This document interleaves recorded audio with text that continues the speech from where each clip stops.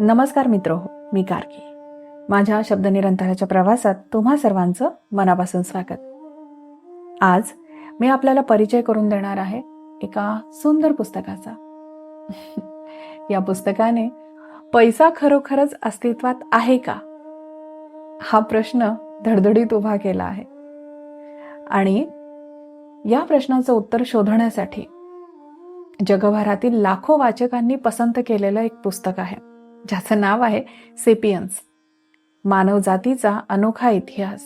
हे युव्हाल नोआ हरारी यांचे जागतिक स्तरावर प्रसिद्ध झालेले पुस्तक. मानवजातीच्या सुमारे 70,000 वर्षांच्या इतिहासाचा वेध घेणारं हे पुस्तक. हे केवळ इतिहासाचं पुस्तक नव्हे, तर आपली प्रजाती, पृथ्वीवरील सर्वात प्रभावशाली प्रजाती कशी बनली,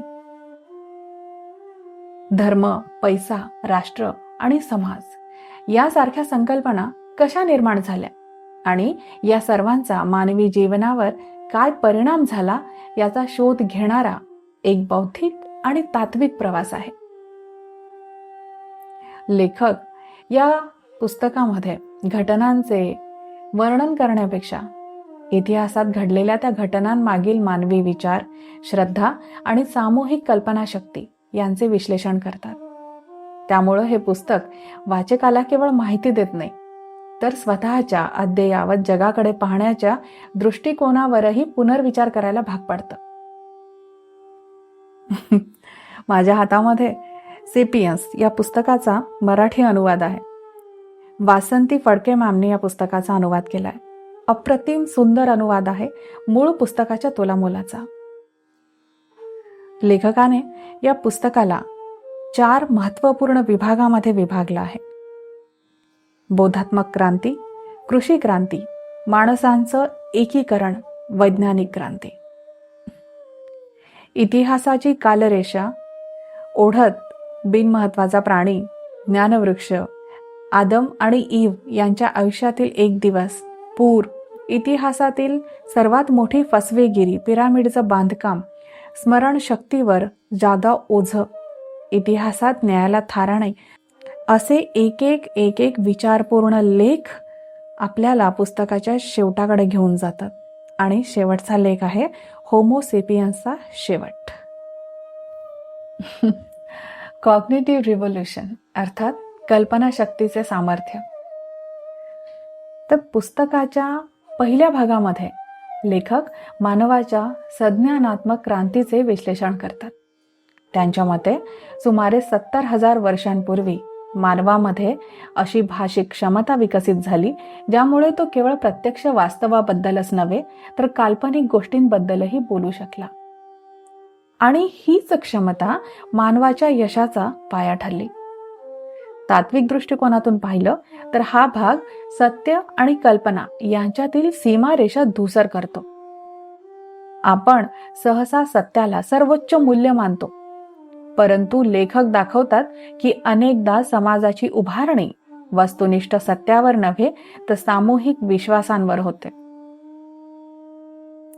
राष्ट्रध्वज, चलन किंवा धार्मिक प्रतीके या वस्तू स्वतःमध्ये शक्तिशाली नसतात.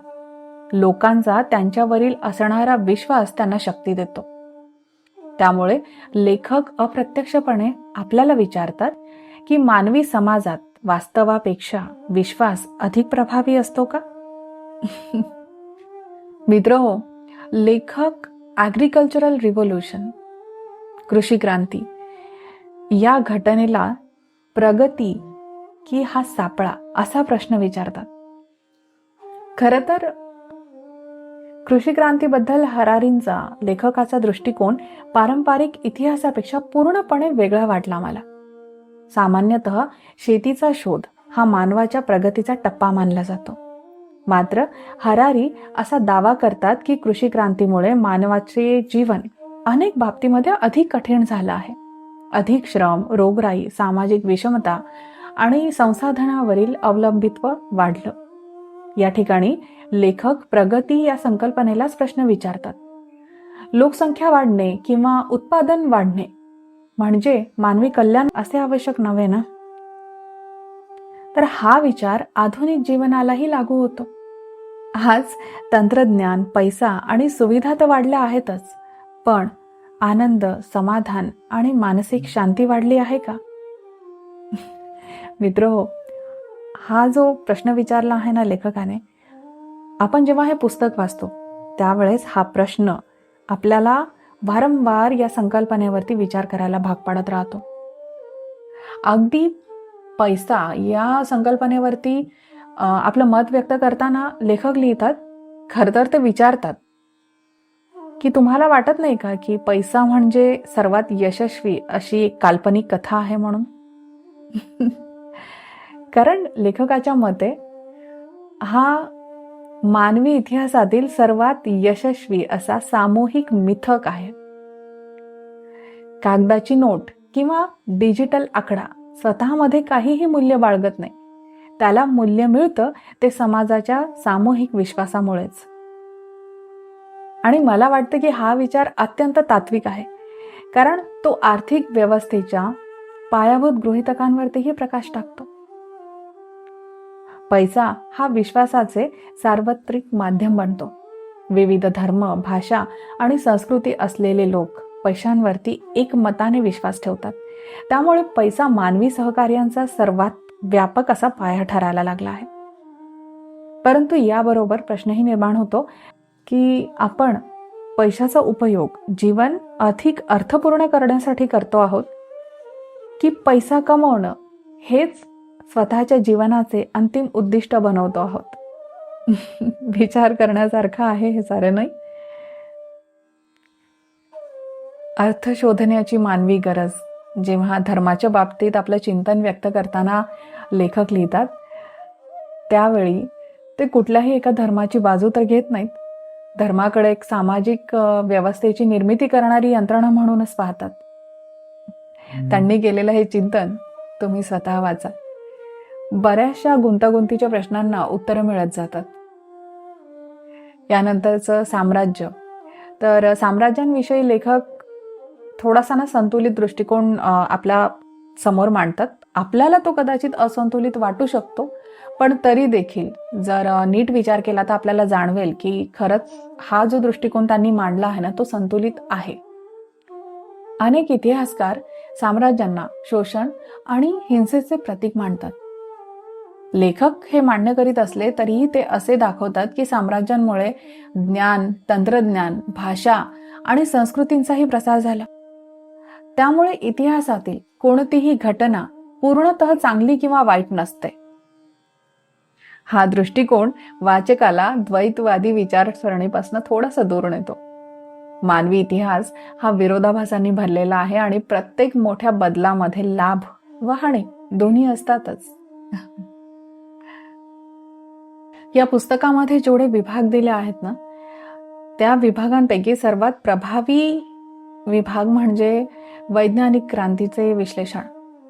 लेखकाच्या मते आधुनिक विज्ञानाची सुरुवात आपल्याला सर्व काही माहिती नाही या स्वीकारातून झाली आणि हा दृष्टिकोन सॉक्रेटिसच्या तत्वज्ञानाशी सुसंगत आहे. कारण अज्ञानाची जाणीव ही ज्ञानाची सुरुवात आहे. वैज्ञानिक पद्धत निश्चित उत्तरांपेक्षा सतत प्रश्न विचारण्यावरती भर देते. हा विचार केवळ विज्ञानापुरता मर्यादित नाही, तो वैयक्तिक जीवनालाही लागू होतो. ज्या क्षणी आपण स्वतःच्या विश्वासांवरती प्रश्न विचारू लागतो, त्या क्षणी खऱ्या अर्थाने बौद्धिक विकास सुरू झाला असं समजावं. या पूर्ण पुस्तकामध्ये ना मला जो भाग सगळ्यात सुंदर वाटला आणि परत परत वाचावासा वाटला तो हाच, वैज्ञानिक क्रांती. तर या विभागामध्ये ना अज्ञानाचा शोध, विज्ञान आणि साम्राज्य यांची हात मिळवणी, भांडवलशाही पंथ, उद्योगाची चक्र, निरंतर क्रांती आणि ते सुखनैव जगले, तसेच होमोसेपियन्सचा शेवट, हे लेख वाचायला मिळतात. पुस्तकाच्या शेवटी लेखक मानवाच्या भविष्याविषयी विचार करतात. कृत्रिम बुद्धिमत्ता, जनुकीय अभियांत्रिकी आणि जैव तंत्रज्ञानामुळे मानव स्वतःच्या उत्क्रांतीवर नियंत्रण मिळवू लागला आहे. यामुळे एक मूलभूत प्रश्न निर्माण होतो की मानव असणे म्हणजे नेमकं काय? जर भावना, निर्णय क्षमता आणि बुद्धिमत्ता यामध्ये यंत्र मानवापेक्षा पुढे गेली तर मानवी विशेषत्वाचे स्थान नेमकं काय राहील? लेखक या ठिकाणी स्पष्ट उत्तर देत नाहीत. हे काम ते वाचकावरती सोपवतात. मला वाटतं की सेपियन्स हे पुस्तक इतिहासाचा अभ्यास करण्यासाठी न वापरता आपल्या जगाकडे पाहण्याच्या दृष्टिकोनाला आव्हान देण्यासाठी वापरलं जावं. हे पुस्तक वाचल्यानंतर पैसा, धर्म, राष्ट्र, प्रगती, विज्ञान आणि मानवता या संकल्पना पूर्वीसारख्या वाटत नाहीत. अर्थात लेखकाची सर्व मतं स्वीकारणं आवश्यक नाहीच, परंतु त्यांनी उपस्थित केलेले प्रश्न टाळणंही जरा कठीण आहे. त्यामुळं हे पुस्तक मानवी अस्तित्व, अर्थ आणि भविष्य यावर चिंतन करायला लावणारं एक तात्विक ग्रंथ ठरू शकतं. या पुस्तकाचा संपूर्ण सार जर एका प्रश्नामध्ये मांडायचा असेल ना, तर तो असा मांडता येईल की इतकी प्रचंड शक्ती मिळाल्यानंतरही आपल्याला खरोखर काय हवं आहे हे कळलं आहे का? मानवाने पृथ्वी जिंकली, निसर्गावर नियंत्रण मिळवलं, अणुबॉम्ब फोडले, चंद्रावरही पाऊल ठेवलं, पण स्वतःच्या इच्छांचा, लोभाचा, भीतीचा आणि आनंदाचा अर्थ समजून घेतला का? या पुस्तकावरून अजून एक तात्विक निष्कर्ष असा निघू शकतो ना, की मानव इतिहासातील सर्वात शक्तिशाली प्राणी तर बनला आहे, पण स्वतःला समजून घेण्यात तो अजूनही संघर्ष करत आहे. खरं तर यामुळे पुस्तकाच्या शेवटी खूप अस्वस्थता उरते.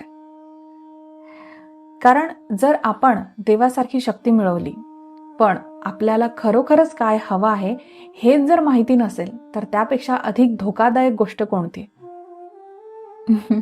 मित्रहो, मला वाटतं की या पुस्तकाचा ना सर्वात मोठा गुण म्हणजे आपल्याला ते उत्तरांपेक्षा ना प्रश्न देऊन जातं.